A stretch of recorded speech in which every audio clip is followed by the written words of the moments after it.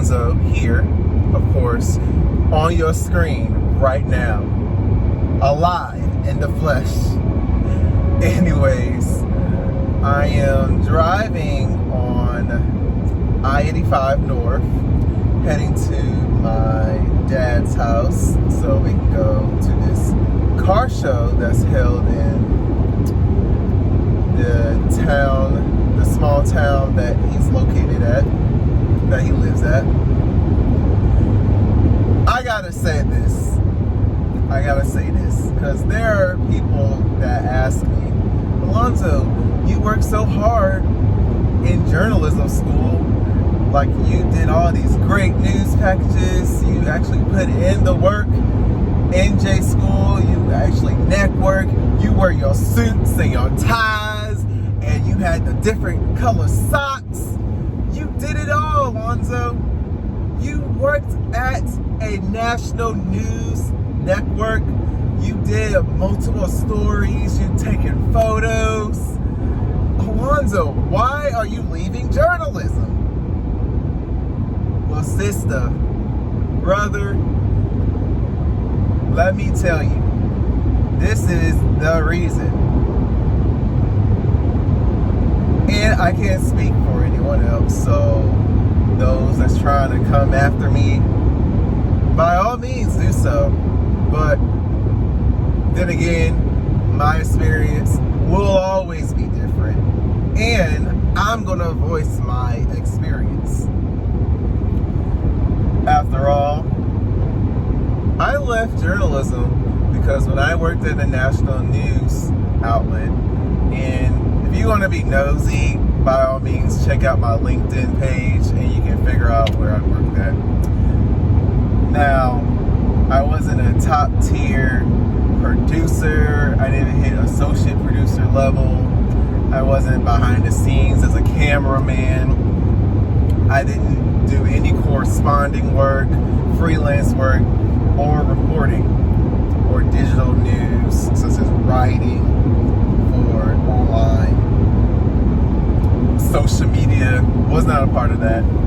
I was, I want to say, a rinky-dink. I was a shrimp in the business.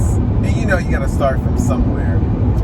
But I started as a news associate, and what I've seen, and especially the people that are on television, your anchors that you'll see, the face of a particular show. Okay, first of all, one, some of those anchors, there are just rude individuals, and I have to say, deep down, they don't mean to do what they mean to do. For instance, there's a few that snatch papers, or they'll just throw the scripts away. I had a few that just throw the scripts away after I just print them, and then tell their producer they never got the scripts. It was just, that was reoccurring multiple times. And there were also times where, as I said before, the scripts got snatched out of my hand. Times where there's other points where obviously breaking news happens. Folks start cussing. It's just because they didn't get a script, when it's literally, the script is on the teleprompter. And it just mind boggles me why some of these anchors, they can't just, they gotta have that piece of paper. And I understand if the teleprompter goes out, then you definitely gotta have that paper. I understand. But there's times when things happen, especially their printer, and I don't think they have the understanding. I don't think. And some of them do, and they go with the flow, because it's like, dang, the printer's not working. Okay, I'm gonna keep doing my business. You know, it's not the end of the world. But there are some that makes it to the end of the world where, oh my gosh, if I don't have this paper, I am going to kill myself. That type of level. And there's also points where getting cussed out because the teleprompter is not at a specific point. There was a time I would never forget. I was doing one show. There was a time where I was running a teleprompter and the anchor was in a different country. And usually running from a remote location, there's a little lag. There's a buffer between the DC branch, the DC bureau, and where the anchor is at in a different country or continent, whatever.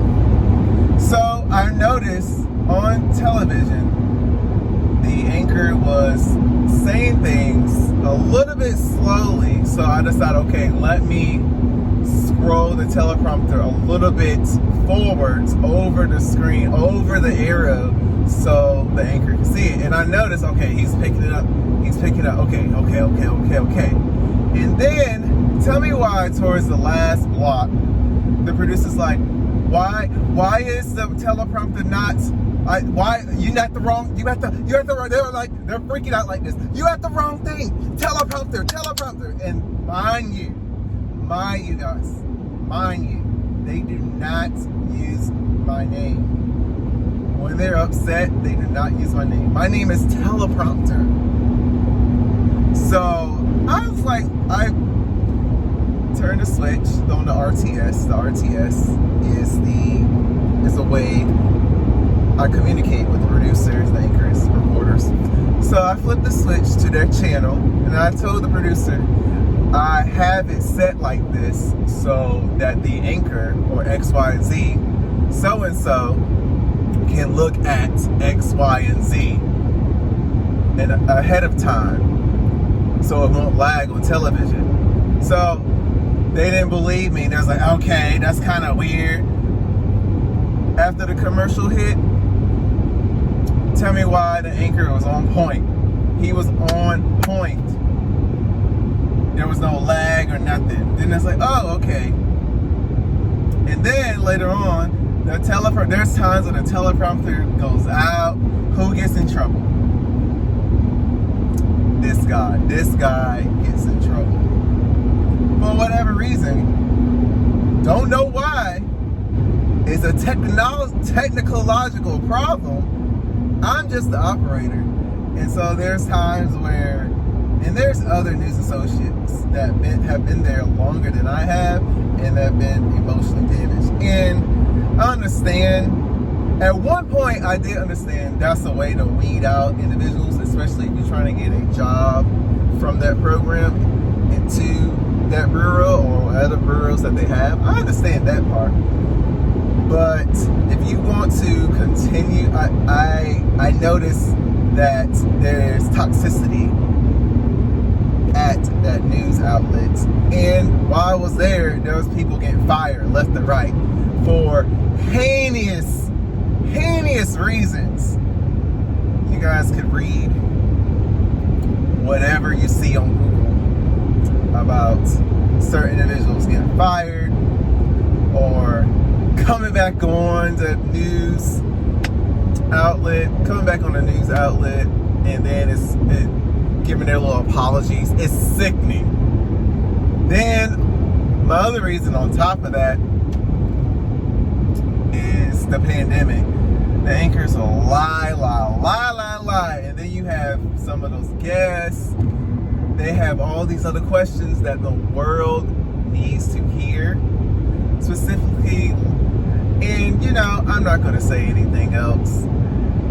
Everyone in America, everyone in the country, everyone in the world is catching on, especially in America. I can't speak for other countries or places in the world, but America, we're catching on. And I worked in a national news level. They're lying to you guys. Now, there's some information that is factual, but they're lying to you guys.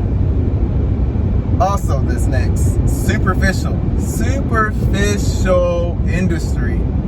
Oh my goodness, I couldn't see myself, and I did want to be a reporter and anchor, but I could not see myself pampering my face, wearing the suits and the tie. Oh my gosh, it got to the point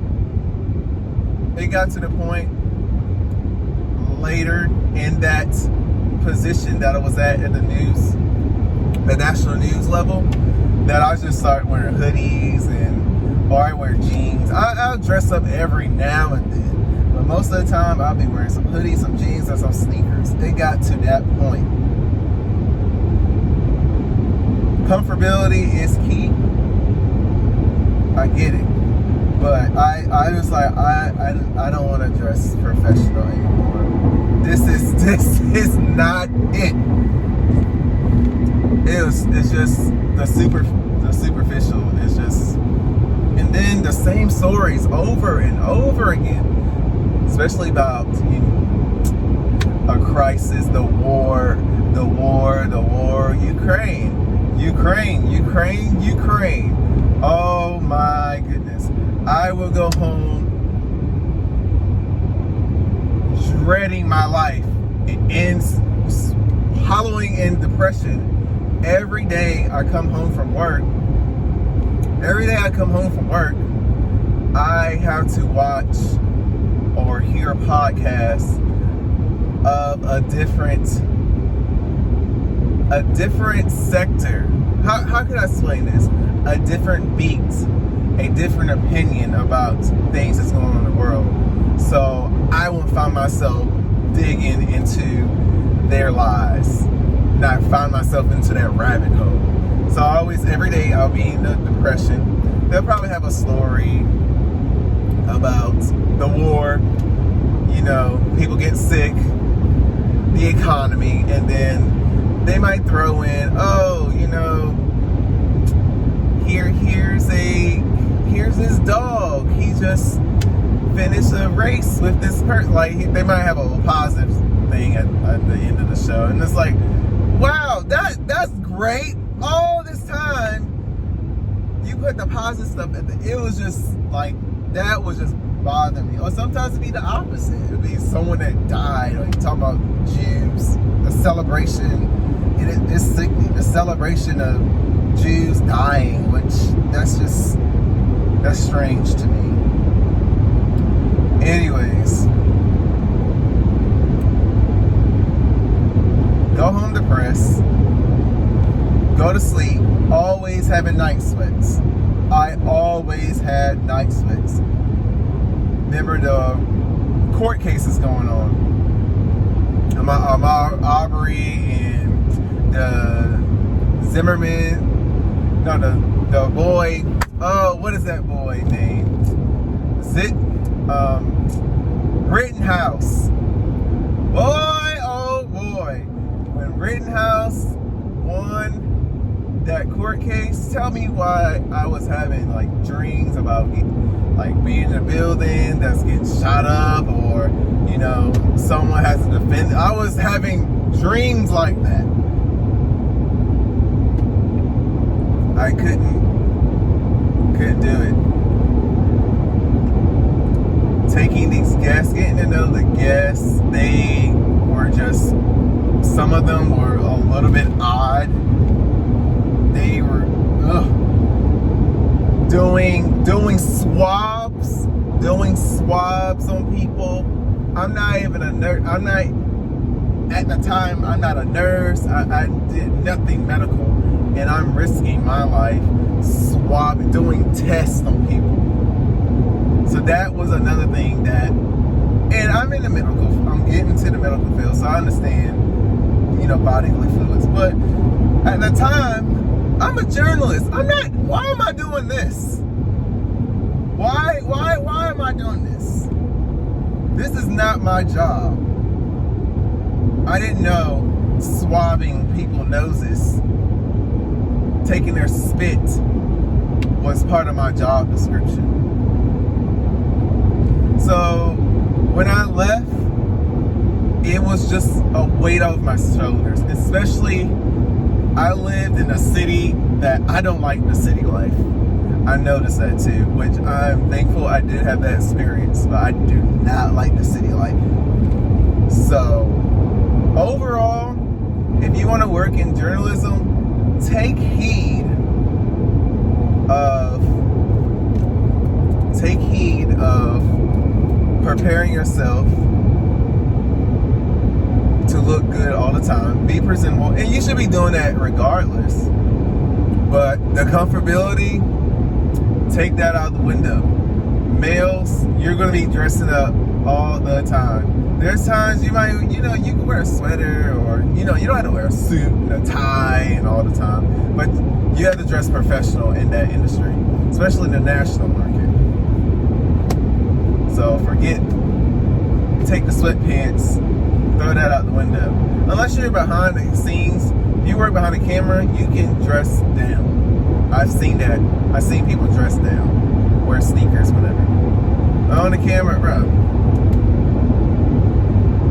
And you might have some Timbs on. Like, I've seen some anchors that wear Timbs, and the top half would just be a suit and tie, suit jacket, whatever.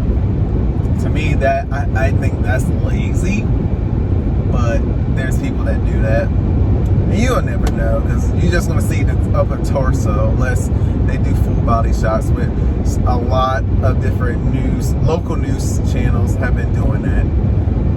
There's some national news channels that do that too. But other than that, forget being comfortable. Another thing,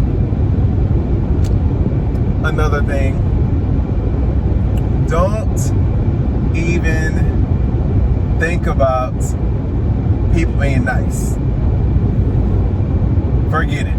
You're gonna network with some people that's willing to help you, and don't network with the ones. Don't even bow down. Don't even try to do the most for them, because those are the individuals that don't need to be working in the industry. Those toxic individuals don't need to be working in the industry. Now, I understand there's times where things gotta be nipped in the bud. I totally understand that. But if someone's like that all the time and being nitpicky and nagging and just belittling you and calling you names and just not treating you as a professional and an adult, forget it. It is not worth networking with them. Forget it. Just do the best that you can and move forward. Mind your business. Work in silence and move forward. Hopefully they will give a great recommendation for you, but if they don't, get some other mentors. Be on someone else's radar. Then being fake. Don't be fake in the industry. Be your real self. You don't have to stoop down and be something that you're not. There was times where I find myself kind of changing the way that I speak with people. Then I realized, dang, I don't even like to speak to people all the time. And there's topics I don't even care for. In the industry, you gotta be abreast on everything. Sports, music, what's trending, what died yesterday, who died yesterday, what policies has been passed, who's the president, is there a new governor in your town or your state, what policies are being passed in your state. You got to be on top of that. That was stressing me out. Social media, you got to have social media. I deleted my social media since February. It's been the best thing ever. I don't find myself comparing myself to others. I said myself multiple times. I don't compare myself anymore to others. And 9 times out of 10 now, the things that to keep up what's going on in the world, I read about it.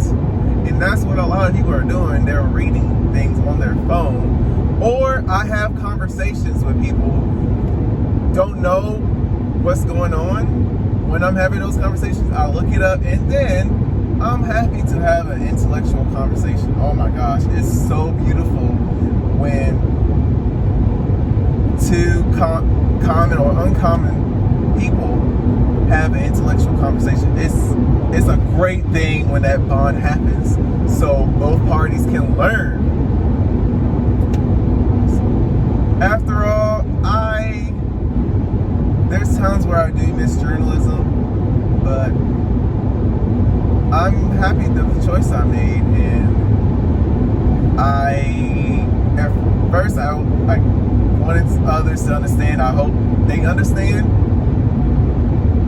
of the decision that I made. But now I'm like, you only get one life. Do everything. If you want to get 6 degrees, do it. Who cares? If you want to start a business, do it. You want to move, do it. You want to make a phone, you want to make an app, do it. You want to change a career, do it. But I say this, after all, like I always say, stay content in the faith, be you and tell your truth. People are watching. People are watching.